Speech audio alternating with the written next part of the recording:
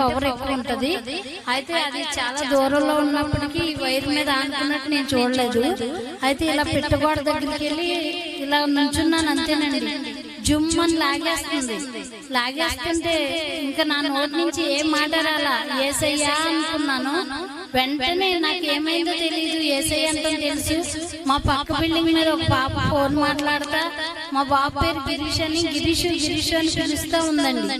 పిలుస్తా ఉంటే నేను అనుకున్నాను, అయితే మా బాబుని పిలుస్తుంది పాప. నా చెవులకు వినిపిస్తున్నాయి, నా కళ్ళు అయితే మూతపడే ఉన్నాయి, కానీ మా బాబుని పిలుస్తా ఉంది. ఇప్పుడు వాడు కూడా వస్తాడు, నన్ను ముట్టుకుంటాడు. అంటే ఇద్దరం చనిపోతాం. ఆల్మోస్ట్ నేను చనిపోయానని అనుకున్నాను.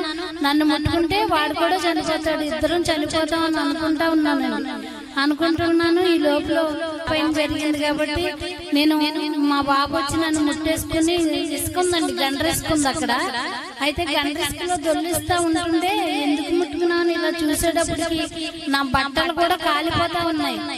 అయ్యో ఎందుకు ముట్టుకున్నావు ఇప్పుడు అని, నేను చనిపోతున్నాను, ఇంకా ఈ బట్టలు కాలిపోతున్నాయి, మస్ అయిపోవాలి నేను అక్కడేనండి.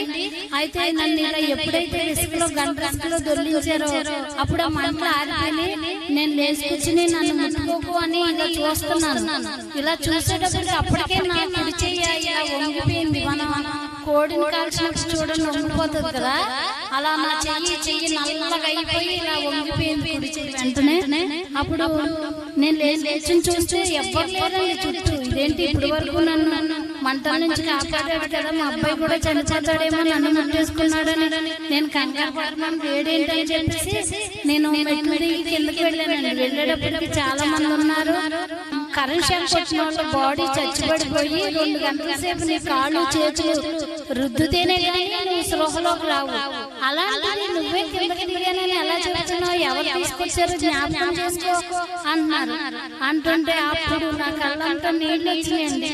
యేసయ్యా నేను అక్కడ పడిపోయినప్పుడు ఇసుకలో దొరికింది నా కుమారుడే అనుకున్నాను ప్రభువా. నన్ను స్పష్టంగా ముట్టుకుని యేసయ్య దొరికించినట్టు నేను అనుభవించానండి ఆ స్పర్శని.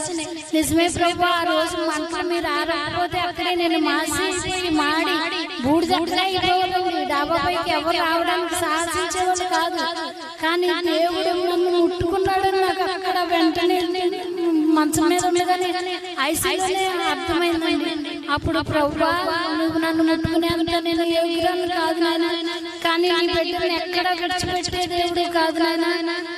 మరి స్వస్థతనిచ్చే దేవుడు నిజమే, అక్కడ ముట్టుకోకపోతే నేను ఇలా ఉండేదాన్ని కాదు.